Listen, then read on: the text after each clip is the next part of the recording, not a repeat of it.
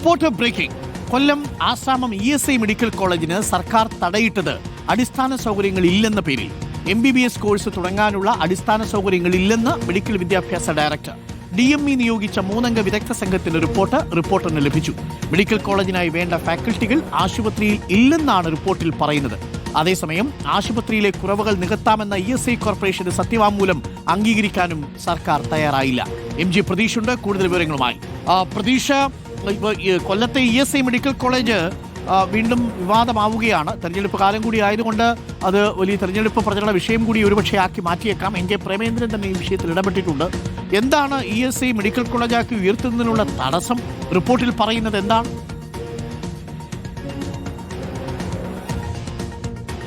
അരുൺകുമാർ, കേരളം ഉൾപ്പെടെ രാജ്യത്തെ 10 ഇടങ്ങളിലാണ് medical college തുടങ്ങാൻ ESI കോർപ്പറേഷൻ തീരുമാനിച്ചത്. അതിന്റെ ഭാഗമായാണ് കൊല്ലം ആശ്രാമത്തെ ESI ആശുപത്രി മെഡിക്കൽ കോളേജായി ഉയർത്താനുള്ള അപേക്ഷ സർക്കാരിലേക്ക് എത്തുന്നത്. ഈ ESI മെഡിക്കൽ കോളേജ് കേരളത്തിന് ആവശ്യമാണ് എന്ന കാര്യത്തിൽ ഒരു എസൻഷ്യാലിറ്റി സർട്ടിഫിക്കറ്റ് സംസ്ഥാന സർക്കാരാണ് നൽകേണ്ടത്. ഈ അപേക്ഷയാണ് സംസ്ഥാന സർക്കാർ പ്രാഥമികമായി നിരസിച്ചിരിക്കുന്നത്. ഈ അപേക്ഷ വന്നതിന് പിന്നാലെ ഇത് പരിശോധിക്കാൻ ആരോഗ്യവകുപ്പ് DMEയെ ചുമതലപ്പെടുത്തുകയായിരുന്നു. അതിന്റെ അടിസ്ഥാനത്തിൽ DME പാരിപ്പള്ളി മെഡിക്കൽ കോളേജിലെ 3 അംഗ മെഡിക്കൽ സംഘത്തെ പരിശോധനയ്ക്കായി അയച്ചു. ഈ പരിശോധന റിപ്പോർട്ടാണ് ഇപ്പോൾ റിപ്പോർട്ടർ പുറത്തുവിടുന്നത്.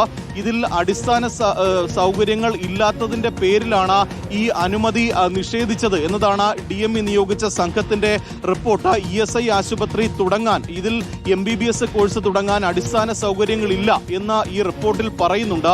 മെഡിക്കൽ കോളേജിനായി വേണ്ട ഫാക്കൽറ്റികൾ നിലവിൽ ESI ആശുപത്രിയിലില്ല. മെഡിക്കൽ കോളേജ് തുടങ്ങാൻ ഏകദേശം 20 ഏക്കറോളം സ്ഥലമാണ് ആവശ്യമായി വേണ്ടത്. പക്ഷേ ആശ്രാമം ESI ആശുപത്രിയിൽ 4 ഏക്കറോളം സ്ഥലം മാത്രമാണ് ഉള്ളത്. ഇതിനു പുറമെ ക്ലാസ് റൂമുകൾ, ലബോറട്ടറികൾ, dissection room, museum, library, hostel സൗകര്യങ്ങൾ ഒന്നും തന്നെ ഈ ആശുപത്രിയിൽ ഇല്ല എന്നതാണ് പറയുന്നത്. പക്ഷേ അടുത്ത അധ്യയന വർഷം ആരംഭിക്കുന്ന ഘട്ടത്തിൽ ഇതെല്ലാം തന്നെ പരിഹരിക്കാമെന്ന ഒരു സത്യവാങ്മൂലം ESI കോർപ്പറേഷൻ സർക്കാരിന് നൽകിയിരുന്നു. പക്ഷേ അത് സർക്കാർ അംഗീകരിച്ചിട്ടില്ല. ഈ കുറവുകൾ പൂർണ്ണമായും നികത്തിയാൽ എസൻഷ്യാലിറ്റി സർട്ടിഫിക്കറ്റ് നൽകാം എന്നതാണ് ആരോഗ്യവകുപ്പിന്റെ നിലപാട്.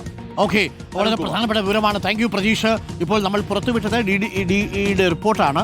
ഇനിയിപ്പോൾ അറിയേണ്ടത് ഈ കാര്യത്തിൽ NK പ്രേമേന്ദ്രൻ ഒരു പ്രതികരണം നടത്തിയിട്ടുണ്ട് നമ്മളോട്. പ്രതീഷ്, ഞാൻ ഒന്ന് കൊല്ലത്തേക്ക് പോയിട്ട് വരാം. ഈ വിഷയത്തിൽ തന്നെ NK പ്രേമേന്ദ്രന്റെ പ്രതികരണമുണ്ട്. കൊല്ലം